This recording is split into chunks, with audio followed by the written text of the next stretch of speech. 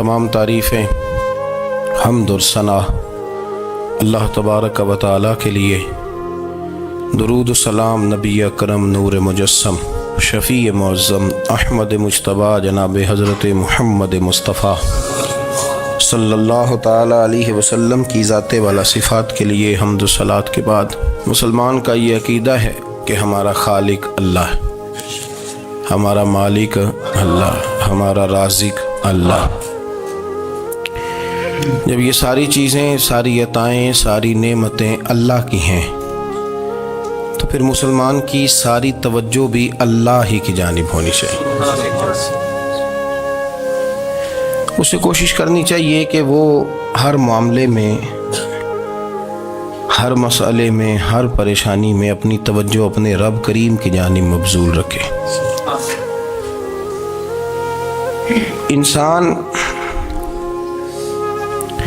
जब अपने इल्म पर भरोसा करने लगता है या अपनी अकल पर भरोसा करने लगता है या अपने ताल्लुकात पर भरोसा करने लगता है या अपनी दौलत पर, माल पर, सेहत पर, तो एक बहुत बड़े धोखे का शिकार हो जाता है। और इंसान जब इंसानों पर भरोसा करने लगता है तो फिर अल्लाह ताला उसे बाज़ौक़ात इंसानों के सुपुर्द कर देता है, इंसानों के सुपुर्द। और बहुत सारे ऐसे लोग भी होते हैं जो रब करीम को भूलते हैं और वो अपनी सारी तवज्जो इंसानों की तरफ, दुनिया की तरफ, दुनियादारों की तरफ कर लेते हैं। तो अल्लाह ताला फरमाता है फिर मैं उन्हें ये सज़ा देता हूँ कि वो मुझे भूलने निकले थे तो मैंने उन्हें उनका अपना आप भी भुला दिया,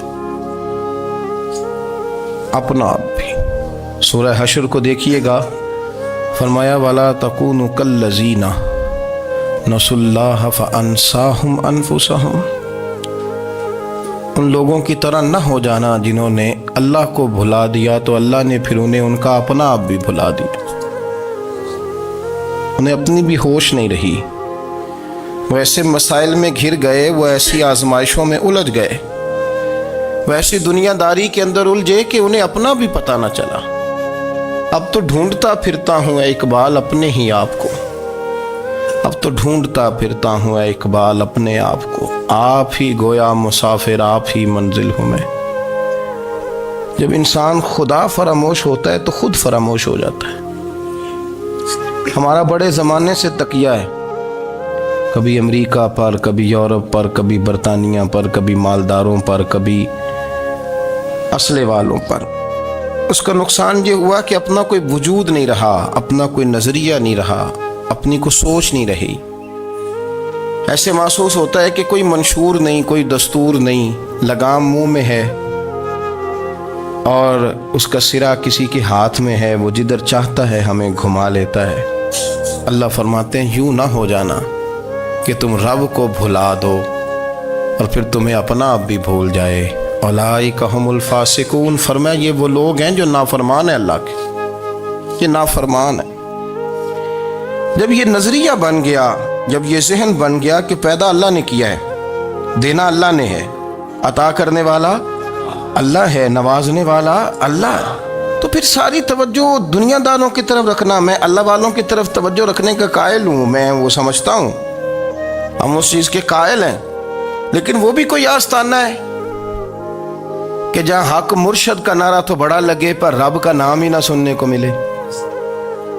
ये भी कोई बात हुई कि जहाँ ये तो नारा जोर से लगे कि जीवे जीवे मुर्शद जीवे, लेकिन इस्तिगफार का दर्स ही ना मिले। हर वक्त ये बताया जाए कि यहाँ आ गए तो बच गए, कैसे बचेंगे? मेरे रसूल पाक अलैहिस्सलाम का दरवाज़ा सबसे बड़ा दरवाज़ा है, हुजूर का दरवाज़ा सबसे बड़ा दरवाज़ा है। लेकिन मेरे दोस्तों याद रखना, नबी पाक अलैहिस्सलाम ने भी लोगों को जब रास्ता दिखाया है तो रब करीम का रास्ता दिखाया है, अल्लाह का रास्ता दिखाया, अल्लाह करीम का रास्ता दिखाया, लोगों रब की तरफ तवज्जो कराई। मेरे रसूल करीम सैयद आलम सल्लल्लाहु ताला अलैहि वसल्लम ने लोगों की अल्लाह की जानिब तवज्जो कराई और लोगों से ये कहा कि वो अपने रब करीम की जानिब अपना जहन रखें, अपनी तवज्जो अपने अल्लाह की जानिब मबजूल करें। मेरी बात को अच्छे तरीके से समझिएगा। इल्म अल्लाह तबारक व तआला अता करता है, تو اسے اللہ کی عطا ہی سمجھنا چاہیے۔ کچھ لوگوں کے پاس علم ہوتا ہے پر علم نافع نہیں ہوتا، وہ ٹامک ٹونجا مارتے رہتے ہیں ساری زندگی۔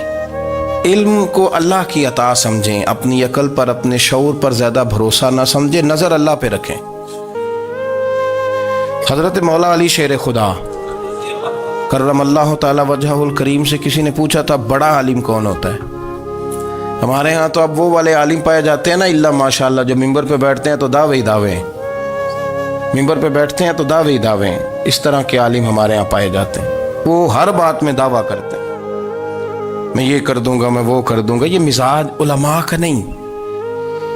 حضرت علی المرتضیٰ سے کسی نے پوچھا بڑا عالم کون ہوتا ہے؟ فرمایا بڑا عالم وہ ہوتا ہے کہ جسے مسئلے کا پتہ نہ ہو تو وہ کہہ دے مجھے نہیں پتا، میں پتہ کر کے بتاؤں گا، غلط بات بیان نہ کرے۔ امام مالک سے کسی نے کوئی مسئلہ پوچھا تو آپ فرمانے لگے مجھے اس سوال کا جواب نہیں آتا، ہمارے بزرگ سمجھاتے کیا ہے؟ وہ کہنے لگا آپ اتنے بڑے امام ہیں تو اس سوال کا جواب نہیں آتا۔ آپ فرمانے لگے اگر مجھے ہر سوال کا جواب آتا پھر تو میں خدا ہوتا، مجھے ہر سوال کا جواب نہیں آتا، مجھے تو اتنا آتا ہے جتنا میرے رب نے مجھے عطا کر دیا ہے۔ اپنی نظر اللہ پہ رکھیں، نکل آئیں اس معمے سے باہر کہ میں کوئی بلا ہوں، مجھے بڑا پتہ ہے، میرے پاس 6 ڈگریاں ہیں، مجھے 10 جگہ پہ تدریس کا شغف حاصل ہے، اس سے نکلیں باہر۔ قرآن مجید دیکھیے گا، اللہ تعالیٰ نے ارادہ قدرت فرمایا کہ میں حضرت آدم کو بناؤں گا، پھر بنانے کے بعد فرمایا فرشتوں سجدہ کرو آدم کو، سب نے سجدہ کیا الا ابلیس ابا واستکبر وکان من الکافرین، سب نے سجدہ کیا سوائے ابلیس کے، اس نے انکار بھی کیا، تکبر بھی کیا اور کافروں میں سے ہو گیا۔ تو یہ جب اللہ تعالیٰ نے سجدہ کرایا تو کیسے کرایا؟ اللہ تبارک و تعالیٰ نے نا حضرت آدم کو علم سکھایا خود، وعلم آدم الاسماء کلہا، خود اللہ فرماتے ہیں کہ میں نے جناب آدم علیہ السلام کو تمام اشیاء کے نام سکھائے، سب اشیاء کے نام سکھائے۔ تو وہ چیزیں پھر میں نے نا، اللہ فرماتے ہیں میں نے فرشتوں پہ پیش کی، میں نے کہا کہ بتاؤ ان کے نام کیا ہے، تو فرشتوں نے جو جواب دیا ہے وہ سمجھنے والا ہے۔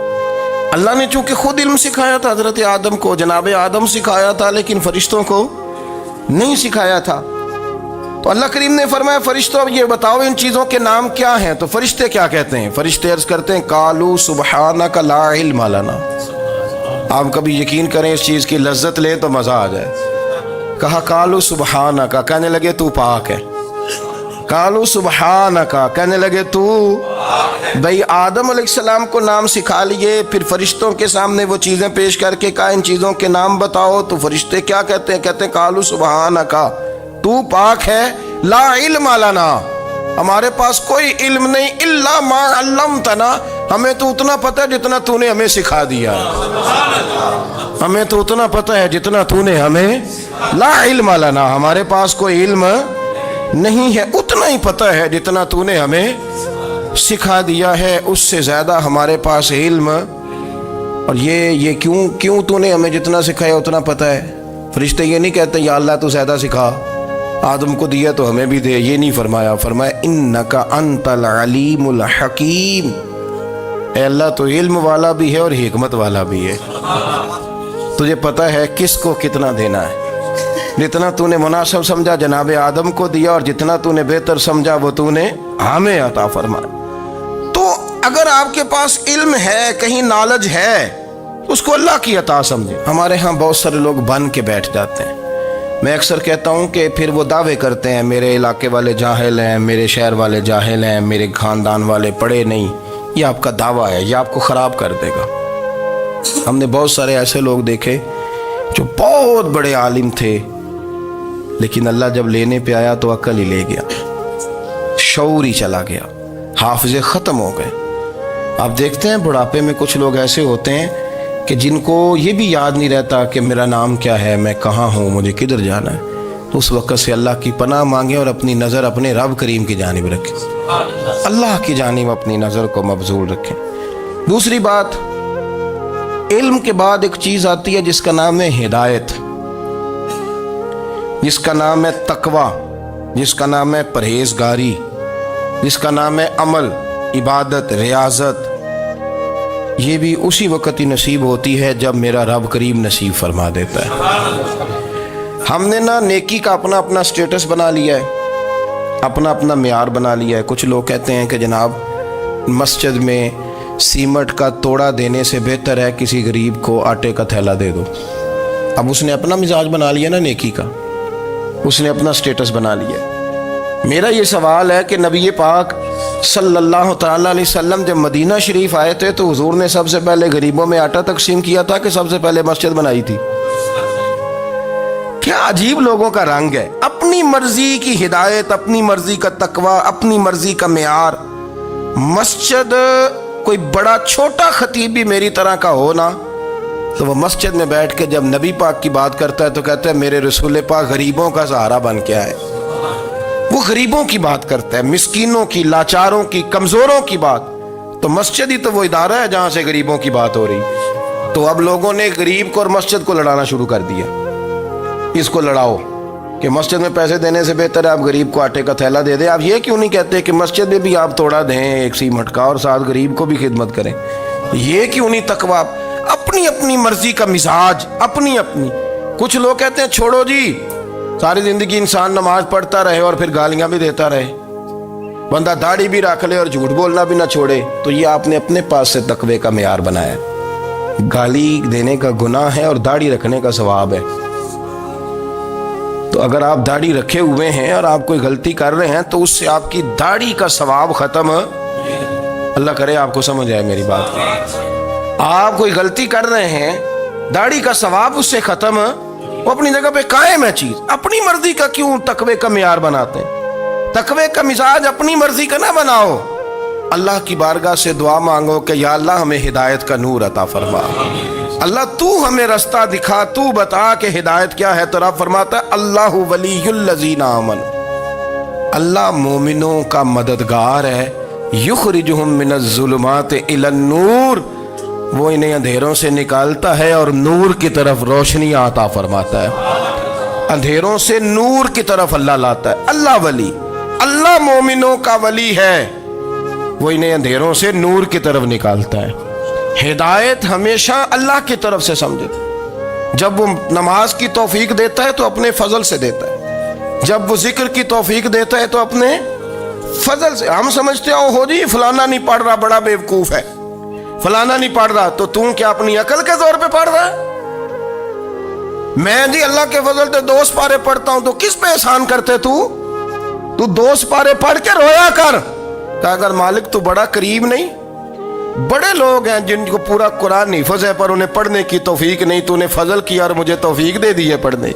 رویا کر، پڑھ کے رویا کر، راتی ساری کر کر زاری، وہ نیند اکھاں تھی توندے تے فجرے اوہی گناہگار کہاون سب تو نیوے ہوندے۔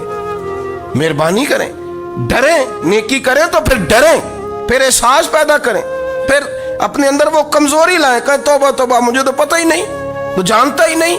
حضرت سیدنا امام اعظم ابو حنیفہ رحمۃ اللہ تعالی علیہ کے ساتھ ایک شخص کہتا میں نے نماز پڑھی تو عشاء کی نماز تھی۔ یہ جو لوگ بڑے ہوتے ہیں نا، جن کے پیار کرنے والے بڑے ہوتے ہیں، ان کے گرد خوف بھی بڑا ہی ہوتا ہے، انہیں بڑا ڈر لگتا ہے، بڑی بعض اوقات آزمائش ہوتی ہے ان کی۔ عشاء کی نماز کہتے پڑھی تو امام صاحب نے نا عشاء کی نماز میں تلاوت کی آیتیں فَمَن يَعْمَلْ مِثْقَالَ ذَرَّةٍ خَيْرًا يَرَهُ وَمَن يَعْمَلْ مِثْقَالَ ذَرَّةٍ شَرًّا يَرَهُ، فرمایا جو ذرہ برابر خیر کرے گا وہ بھی قیامت میں دیکھے گا، اور جو ذرہ برابر شر کرے گا وہ بھی قیامت میں اس شر کو دیکھے گا، اس کے سامنے آئے گا۔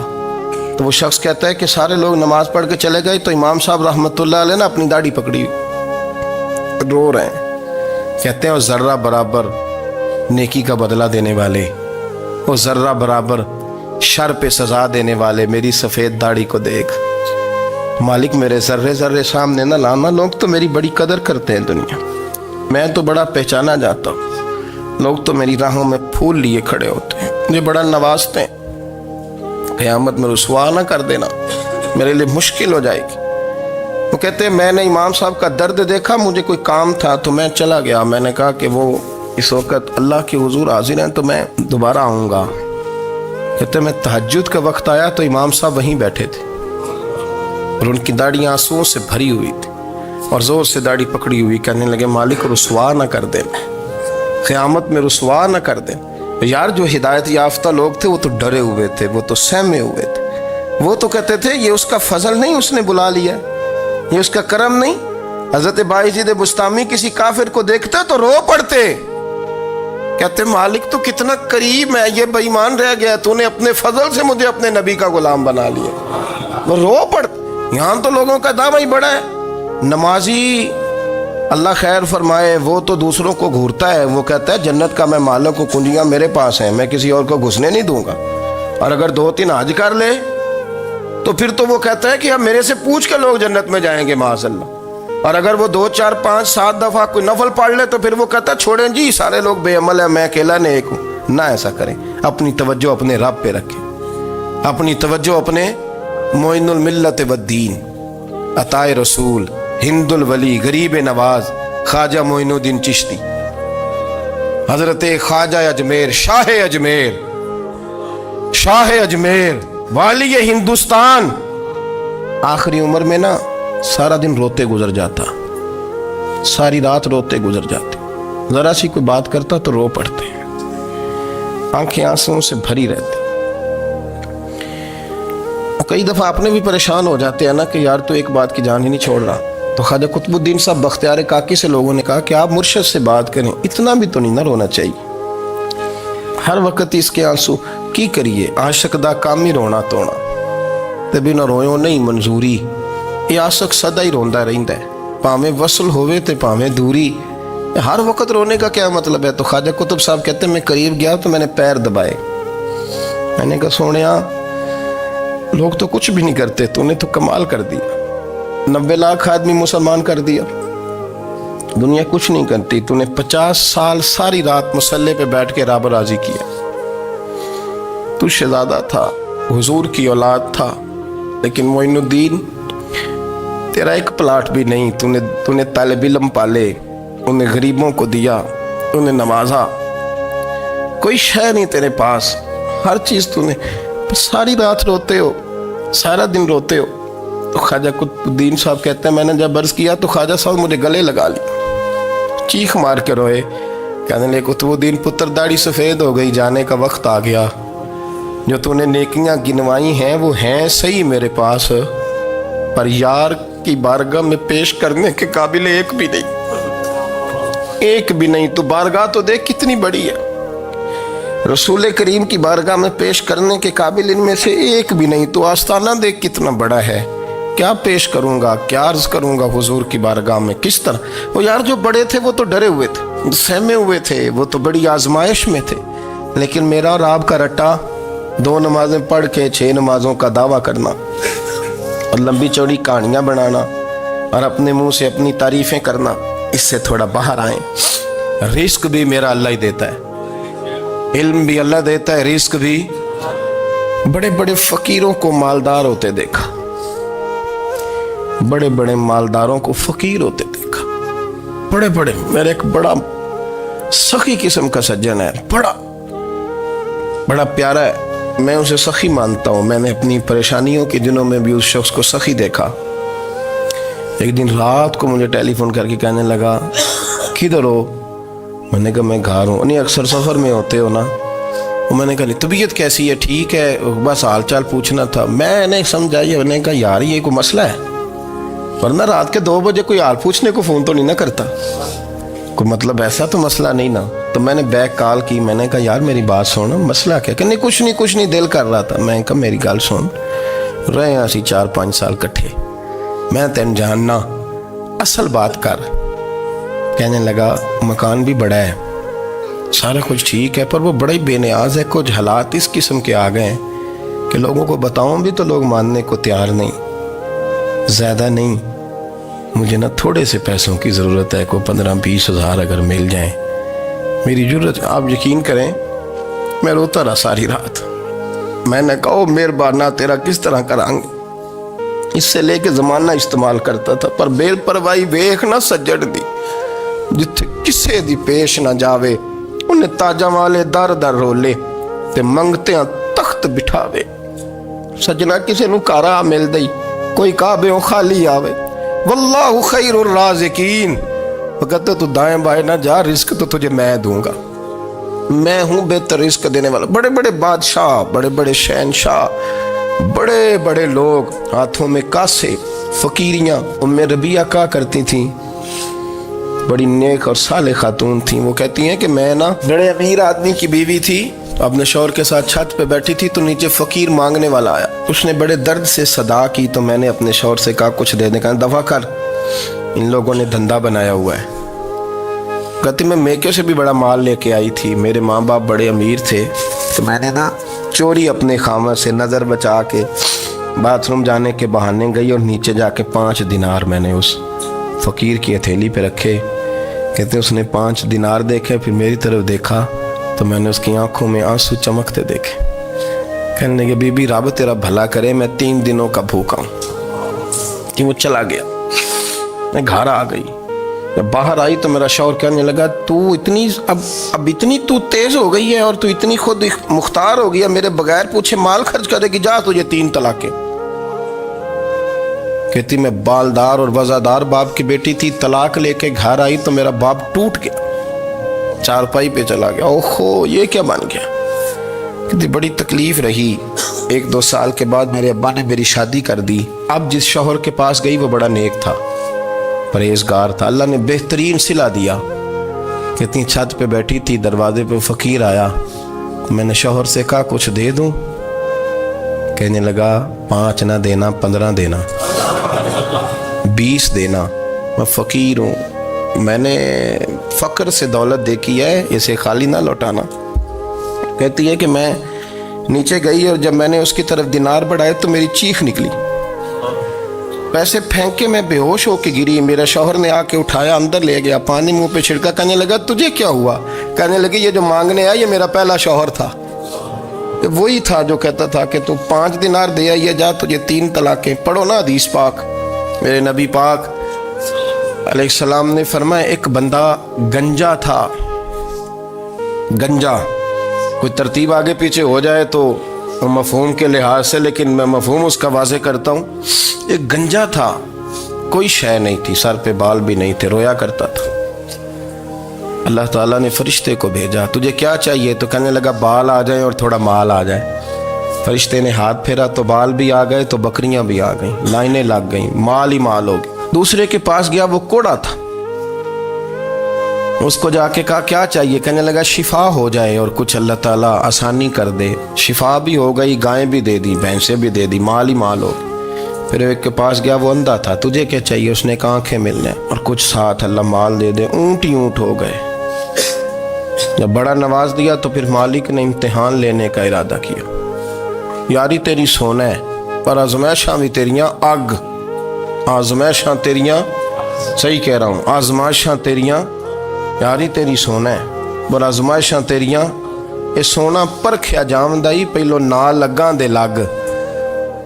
अल्लाह ने फरमाया आजमाइश करो। सबसे पहले गंजे के पास आए, उसे कहा अल्लाह के रास्ते में कुछ देखने लगा, मेरे खर्चे ही बड़े, देखो तो सही कितनी मुश्किल में वक्त गुजारता हूँ, हाल ही कोई नहीं। तो उसने कहा मैंने तो सुना है तू गंजा और भूखा नंगा था। कहने लगा मैं तो जल्दी पूछती रही से आजम हूँ, तुझे किस पागल ने कहा है भाग जा। उसने कहा अच्छा जैसे तू था वैसे ही हो जाए। खेत खलियान उजड़ गए, फिर से गंजा हो गया। हुजूर अलैहिस्सलाम फरमाने लगे, फिर वो उसके पास गया जो कोड़ा था, उसे कहा कुछ दे। कहने लगा खर्चे ही बड़े, अब पूछ लें किसी अमीर आदमी से, कहेगा चक्की के नीचे हाथ है मेरा, मेरे से ज़्यादा तो परेशान बंदा ही कोई नहीं।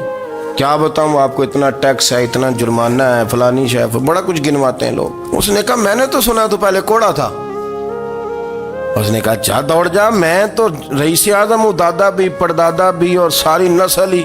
उसने कहा अच्छा जैसे तू था वैसे ही हो जाए। फिर वो गया अंधे के पास और जाके कहा अल्लाह के नाम पे कुछ दे।